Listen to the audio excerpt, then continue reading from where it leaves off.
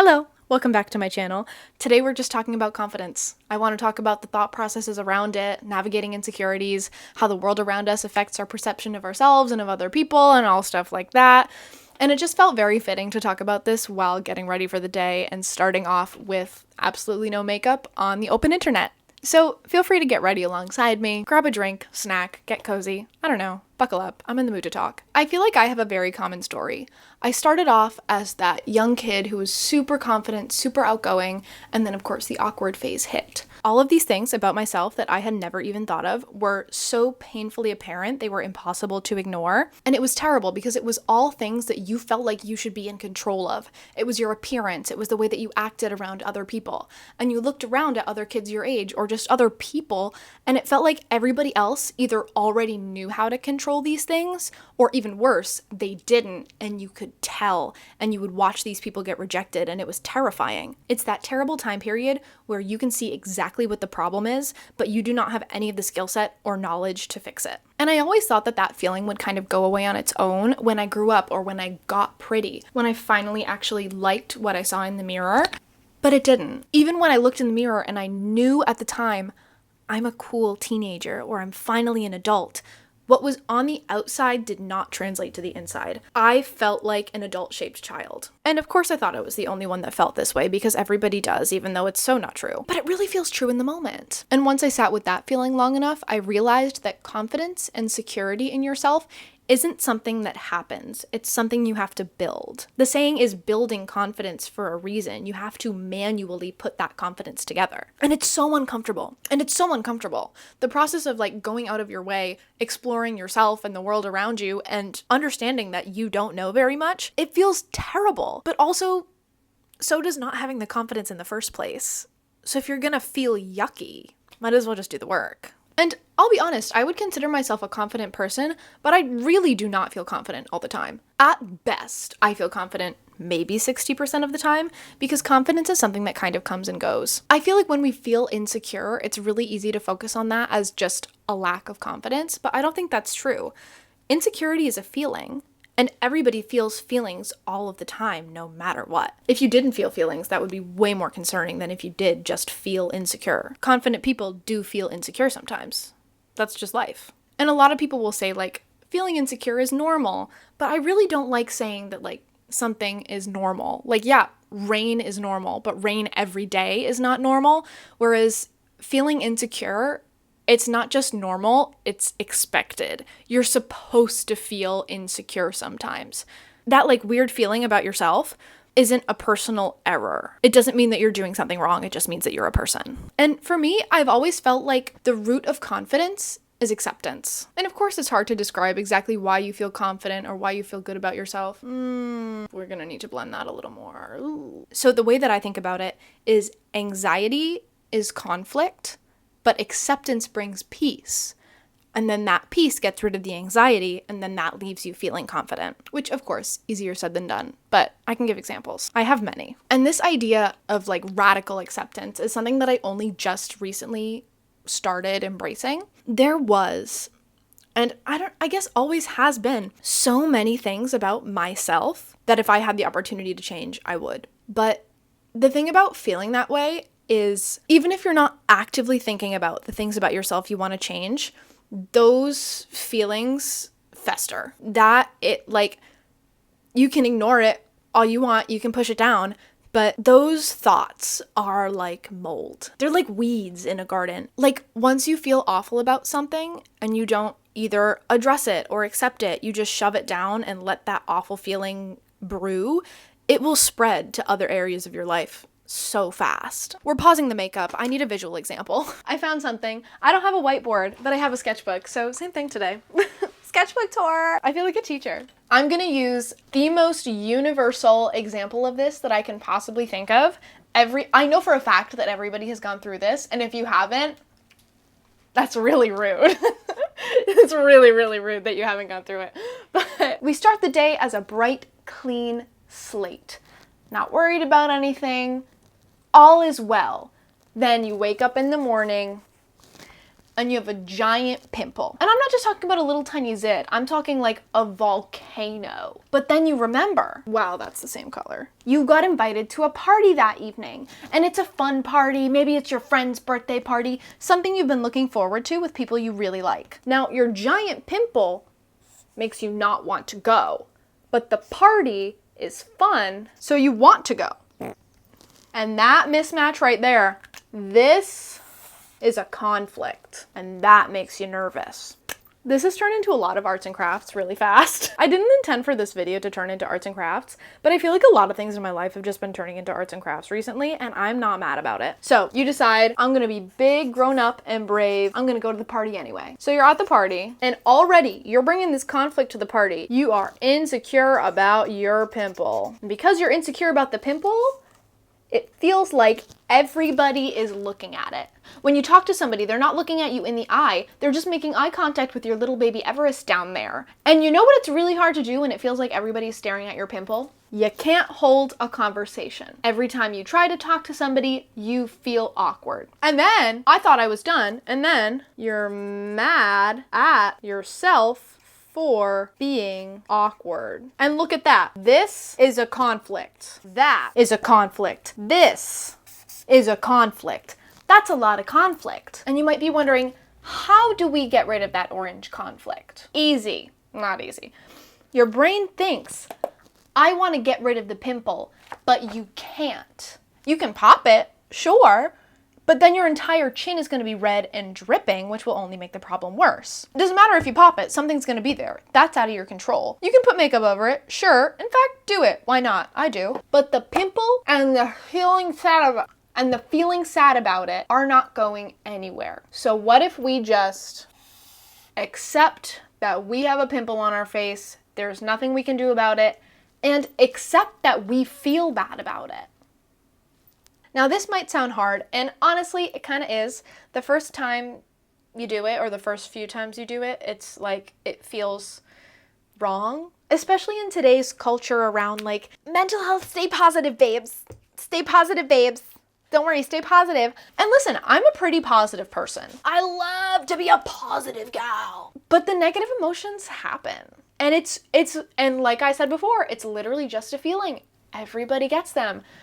The trick is just not letting it rule your life. And like, if you have a giant pimple on your chin, yeah, it's expected and pretty much mandatory to not feel great about it. But the sooner you accept it, the less you think about it later on. It sounds a little like bullshit. I'll address that.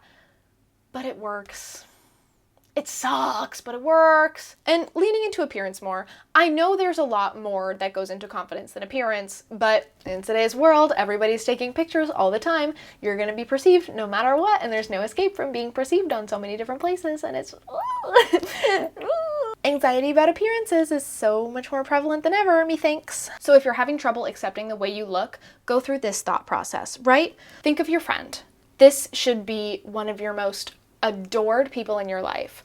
This is a friend who you just love being their friend. When you hang out with them, it's not just because you want to be out of the house and be social, it's because you like spending time with this person. Are you friends with this person because they look like Pinterest girl number 5? Would you not want to be friends with this person if they didn't look like Pinterest girl number 5? Or if we take it a step closer to home, would you avoid spending time with your mom because she had wrinkles on her eyes? You wouldn't. Because your appearance is not what anybody is friends with you for. And if they are, that's fucked up. And then there's this kind of thought process that your brain might do where it's like, yeah, I don't care if my friends don't look like that, but I want to. Like, I would never hold other people to that standard, but I just have really high standards for myself. And that's the thought process that's killing you. That desire to be the most special, to be the one person that's so beautiful and perfect. It's ruining your life. You know, it's like that one phrase that did the rounds on social media, and it's still going around, that has done so much irreparable harm. The whole, nothing tastes better than being skinny. But then once you get out of the grips of that, everything tastes better than being skinny. And it always has, and it always will. No relationship with another person is worth anything if it relies on your appearance. It can also be really interesting to watch these like strange YouTube dating shows. This is so niche, but I've been watching a lot of them recently. This is trash TV. This is fully trash TV, but we're using it as an example. This is such a guilty pleasure, but like I've been thinking about it way too much as like a societal thing. But like the premise of these videos are like 50 singles swipe on other singles in person. They're garbage. They're garbage, but they're so watchable. But it's cool. Like I see this person and I'm like, you're so pretty. And like you'll watch this girl who's like one of the most beautiful people you've ever seen in your entire life come up and she's ready to swipe. And then it's just like some guy and he'll come up and he's ready to swipe. You're like, oh, obviously she's gorgeous. He's gonna swipe right. And they both like swipe left on each other and move on. And I'm like, how the fuck was she not pretty enough? It's not about being pretty enough. It's never about being pretty enough. Being pretty enough has literally never mattered, and I don't think it matters to pretty much anyone. And even with something so appearance-based, it just like, it doesn't matter how pretty you are. Like, what the fuck? And that's so confusing and it's so frustrating, but once you realize it does not fucking matter, it's so freeing. It's so freeing. Like, the one thing that you've been wasting so much time trying to achieve, you don't have to anymore. You can stop fighting and just kind of be and exist. Oh, it's beautiful. It's like, you know, there's that one phrase that goes around, not to harp on another popular Instagram quote, but here we are.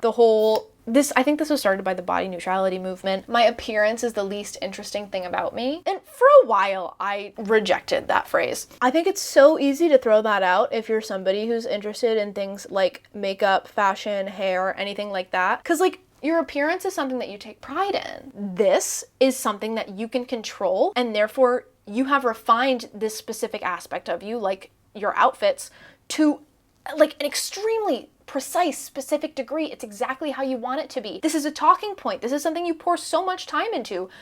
So you want it to be interesting about yourself. And it is. Like, if fashion is your hobby, then that's so interesting. But because it's your hobby, it's more than your appearance. Because it's something that you are interested in, it's more than just how you look, it is a part of you. And once again, no meaningful relationship will ever rely on appearance.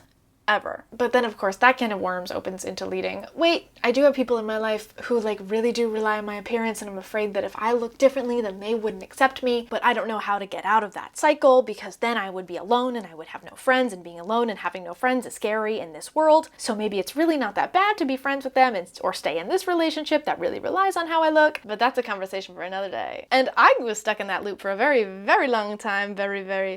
Very long time. I stayed in a lot of situations that I shouldn't have. But I did figure it out in time. Everything was okay, and that's the important part. So before I finish up my look by adding a lippy, I don't actually know which lippy I'm gonna do. I have two options, and I like them both. I want to give you an exercise, and it's something... What the hell was that? Look! I looked on the viewfinder, and I just see myself.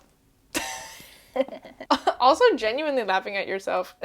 Great exercise for your brain. Turns out, back on track, back on topic. I want to give you an exercise. This is something that I do a lot and it feels hard, but it's going to be the hardest the first time you do it. And then once you start doing it, it's doable. And it helps a lot. It helps a lot. Oh my God. I want you to, as a conscious practice, go into it with this mindset. Do something that makes you feel insecure and accept that you feel insecure. Accepting that insecurity is how you're going to start to build confidence. Examples of what I do for this. So I live in a city where a lot of people are like really into health. I feel like that's every city now. I'll go to like the really hardcore yoga studios and everybody in there ripped, 6-packs. They're doing push-ups to warm up. And I'm like, oh my God. That's so not me. But I say to myself, I'm going to be the worst person in this class, and that's okay. And that's fine. And if I feel bad about it, so be it. I go home in an hour, I get a good workout in, and not a single person in this class is going to remember me by the next day. Because everybody is so focused on themselves. And that's another thing, the whole like everybody's so focused on themselves thing. I did not believe it even though I was absolutely totally focused on myself, but I just went to a yoga class. I just did this thing where I was the worst one in the yoga class, and I was there. And I think back on the other people in there, and I don't remember a single person. Couldn't even describe them to a sketch artist. I don't remember anyone. Because we're all so focused on ourselves, I think it's so easy to think that everybody else is noticing you. But like, the best place to hide a tree is in a forest. You're not gonna remember every single tree. Just like nobody, like people aren't gonna remember you. And there's so much grace and freedom in that anonymity. Oh, look at me, I keep rambling. I love to ramble though. I did the longest journaling session before I filmed this. Look at the...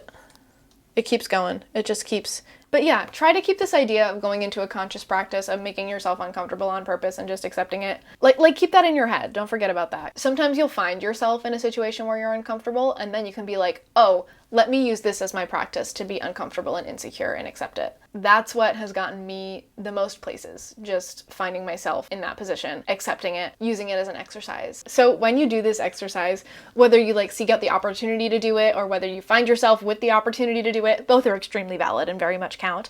I kind of want you to come back and comment it. Like I really want you to. It sounds like one of those stupid engagement traps, but like I'm gonna do it too. I'm gonna come back and comment on my own video like now whenever I do it, because I think it'll be so nice to have that like visual log of everyone who was uncomfortable, accepted it, therefore felt better, and the world didn't end, and the world kept turning. So then you'll have that big list to motivate you, and then when you do the exercise, you can come back and comment, and you can be part of the community that survived, and part of the community that's better off for it. And isn't it fun to be a part of something? Anyway, thank you for being here. I appreciate your presence more than I can ever put into words, but until I learn how to articulate that properly, I'm just really glad you're here. Give the video a like, subscribe. I'll be here. Join me. Have fun. Say hi in the comments. Introduce yourself. Don't be a stranger. I'll see you in the next one. Goodbye.